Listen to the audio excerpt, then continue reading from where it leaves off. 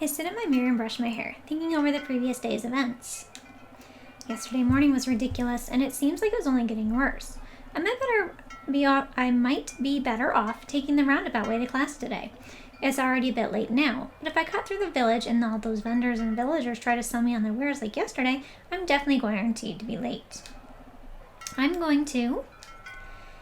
Now, I don't know for sure that Caspian comes just during the long way, but I'm pretty sure that's the one I got with him in it the first time, so I'm going to do that one now.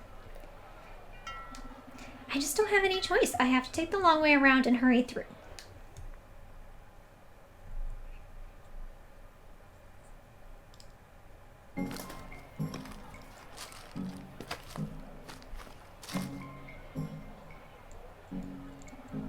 I hustle along the path to the schoolhouse, keeping an eye out for any errant merchants. So far, so good. It's a bit lonely out here. I'm so used to my usual morning interactions with the villagers, the quiet is almost overwhelming. A bit further down the path, I can just make out the silhouettes of Lux and Ignatius. I jog to catch up to them.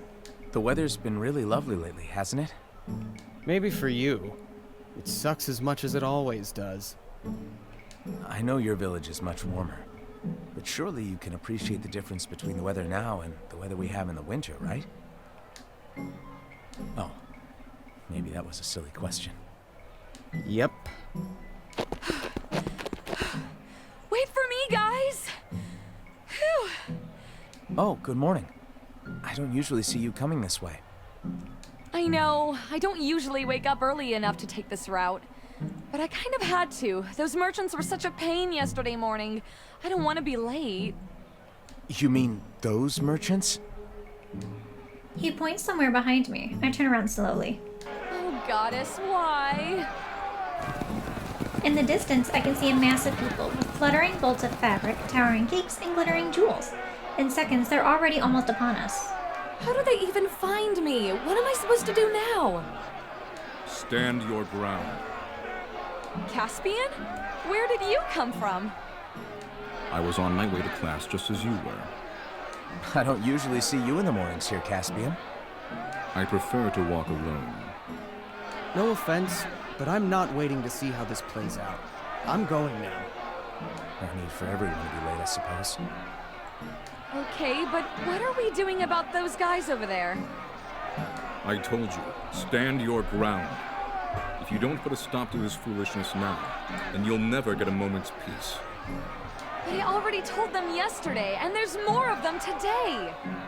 I will show you. The crowd is not so much a group of merchants as it is a sentient mass of wares. Caspian doesn't seem the least bit rattled as they approach him. They all shout at once. I really like unintelligible yelling. Caspian nods to me. Go on. All of you, shut up for a minute! The crowd falls silent. I came this way specifically to avoid all of you, because your aggressive tactics have been interfering with my studies. This has to stop! I would have been happy to peruse your wares after school hours, but at this point you've removed yourselves from consideration with this embarrassing display. The merchants and I face each other in silence. No one seems to know what to do from here. I feel a firm hand on my shoulder. Caspian steps forward, his arm outstretched. Well said. However, it seems as if they will only understand one thing. Caspian, no! I yank at his arm, causing the massive jet of water he just summoned to rocket towards the merchants' feet. The crowd disperses immediately. The merchants flee in every direction, clutching their wares protectively. Why did you stop me? Now they have learned nothing. I think the threat was more than enough, Caspian. How naive. I don't think we really have time for you to go over the finer points of crowd control techniques. We're officially late for class now. Caspian turns without another word and dashes off down the path. Hey, wait for us!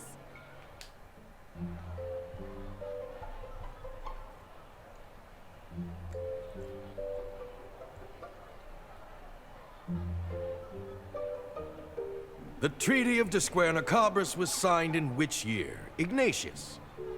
Last year? Elder Brasco mercifully seems to have his head buried in a scroll. Let's try that again. Elder Brasco mercifully seems to have his head buried in a scroll. Lux and I slide in through the doorway as quietly as possible. Caspian has somehow already made it to his seat without incident. He's really fast. Not quite. Rowan? 1294? Not even close.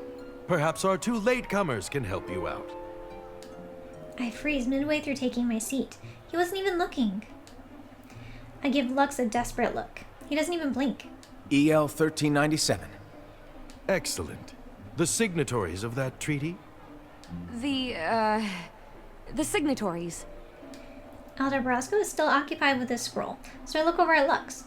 Lux mouths something to me, but I can't quite make it out. It was between Lux points at Rocco, then at Rowan. wind elementals and earth elementals. Elder Brasco rolls up his scroll with a look of supreme irritation. Very good, young miss, but someday Lux won't be around to feed you answers. Why are you so late this morning? There are so many merchants and vendors in the village every morning, accosting me and asking me to sample their wares or come by their shop. It's starting to become overwhelming. So class must start 15 minutes late because you do not know how to manage your time? It could not be helped, Elder. I observed for myself. I did not ask for your input, Caspian. Your classmate needs to learn that these occurrences are part and parcel of being a female in a village of males. You will be treated differently than your peers from here on out. I suggest you get used to it. Now then, if there are no more interruptions, we shall resume our lesson. I look over at Caspian, but he's already looking at his notes. As mad as I am, I still feel happy that Caspian stood up for me. I never would have imagined that scenario a week ago. Appropriately enough, our lesson today is on notable elemental females. You may have heard stories of Lucerna of Munawar. I've heard of Lucerna before. She's more of a legend than a historical figure. She cast off the expectations of elemental society and traveled the land righting wrongs whenever she encountered them. She was so cool, but we probably won't be covering the fun stuff with Elder Brasco. But most of those stories are nothing more than myths. Lucerna did, however, play a crucial role in the Battle of Cienfuegos. Her sacrifice rallied elemental troops and allowed us to drive the enemy out of our ancestral lands. So I can pay attention and I get a little bit more history of this world, or I can just skip the history part and go straight to the rest of it. My other playthroughs, I'll pay attention, so make sure you watch those when I put those up, but right now I'm just going to skip all that. This sounds boring. He talks for a while about the details of the Battle of Cienfuegos, but I find myself getting bored. My thoughts drift to Lucerna. With all this craziness lately, the thought of leaving my village behind and being a lone warrior of justice is really appealing, but it seems like it would be a bit lonely. I would miss someone in particular. I would miss Lux the most, obviously. But it's the Caspian Let's Play, so let's go with Caspian. Caspian. I glance over to him at the far corner of the room. He has his usual cold look. I wonder what he's thinking about. Probably the lecture, I guess. Caspian is the best student in our class after Lux. I guess the answer to that question was pretty obvious. From this angle, I have a great view of his hair. Someday, somehow, I'm gonna grab that bun. Maybe I'll just squeeze it and then flee in the other direction as fast as I can. He's really fast, though. He'd probably pull my arms off before I could finish. Elder Brasco's voice is so monotonous, I close my eyes for just a moment.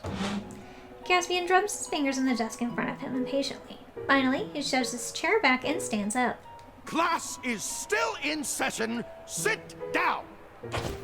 Caspian says nothing in reply. He simply reaches back and removes the ribbon tying his hair.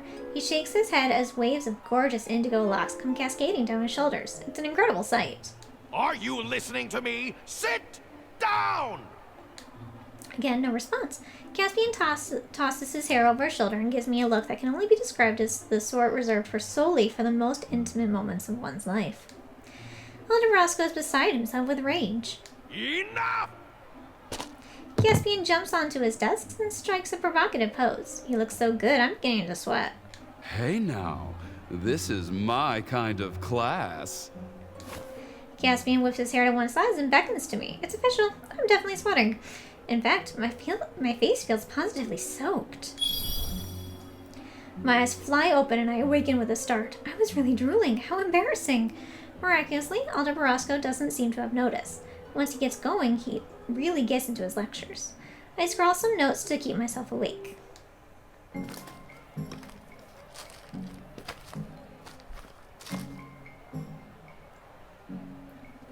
Lux and I usually walk home together from class, but with everything that's been going on, I've been a bit scatterbrained and in a rush to get back to my quarters. I'm glad he caught up with me. I can use some quality time with my best friend right now. That was insane this morning, wasn't it? Everybody's been acting so weird lately. It started with some free sweet rolls a few days ago. And now, since then, there's more and more people waving food and fabrics and jewelry and goddess knows whatever else in my face, going on about their fine wares and screaming at their competitors. I think people are actually coming from other villages for this. I suppose being able to say your work was featured in one of the biggest coming-of-age ceremonies in 200 years would be quite an honor. But their passion is a bit terrifying, isn't it? No kidding. I'm just going to have to hurry and get my party planning done. Hopefully, once I've committed to specific vendors, they'll all get the idea and give it up. Maybe they'll start assassinating each other. I can't tell if he's joking. Even when he says completely absurd things, he does it with such a straight face. You can't be serious. If you paid attention in class today, you might have remembered the Great Merchants' War of 1017. Merchants' War? Lux nods solemnly. It began with a series of assassinations over a party planning dispute. I gape at him. I'm sorry, that isn't fair. I was only joking. But you really should try not to sleep through class. You really had me going. You shouldn't use that innocent face for evil. I never expected Caspian to show such an interest in helping you, too. He usually keeps to himself, doesn't he? Yes, I was so surprised. But it was such a nice change of pace. It seems like you two have been spending a bit more time together lately. Yeah. I don't know why sometimes, though. It seems like he really doesn't think much of me. But he tolerates my presence more than he used to. Maybe it's just the hormones talking, but despite it all, I want to make him proud of me. I want to see what his smile looks like. I just want to be near him. I worry about you getting too close to him. Why's that? He's so cold. He's made it clear all he cares about is fulfilling his duty. Do you know how he feels about marriage? Children? Is he even emotionally capable of loving someone else? I don't have a single clue, but it doesn't even matter anyway. He's never shown even the slightest bit of interest in me. Lux put a massive hand on my shoulder. Whether it's Caspian or not, whoever you end up with will be a very lucky man. Just be careful in the interim. Take care around your crowd of admirers as well. We hope most of them will be honorable, but the power you represent can drive some elementals to do terrible things. Thanks for listening, Lex. I know I can always count on you. Anytime. I will always be there for you. Which is why Lux is the best. Always. Wow, it's been a long day. I flop down onto my bed and look at the mail on my bedside table. The pile of papers is on the verge of becoming unmanageable. There's also a small pile of samples of all kinds on my dresser. The groundskeeper must have brought them in so they don't block the hall outside. I don't want to waste the food, but there's no way I could possibly eat all of it. I should give some of it to the boys. Okay, one thing at a time, one day at a time. Dress, jewelry, dessert. I grab the nearest paper I can, reach from the table, and look it over. It's a sketch of a traditional marriage band set, a necklace for the male, and a headpiece for the female. Awfully presumptuous of them to send this particular one, isn't it? I can feel my eyes getting heavy. I'll tackle the dress first tomorrow, but for now, I really can't think about this anymore.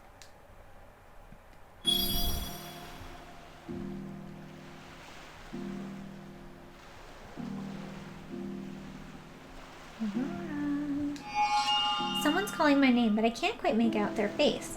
The necklace from the ad I was just looking at is all I can see. It shines so brightly it blinds me. Whoever he is, he must be married. Necklace dims enough to reveal the face of the elemental wearing it. Caspian! I had to see you. There is something I must ask you. He runs to me and takes my hand in his. He presses his forehead against mine, the traditional stance of an elemental man about to propose marriage. Will you marry me? Yes, Caspian! Yes, I will! Caspian takes a step back, then tenderly places a marriage band upon my head. It matches his necklace. I will cherish you every day for the rest of our lives. He puts his arms around my waist and draws me to him. I'm really going to kiss him this time.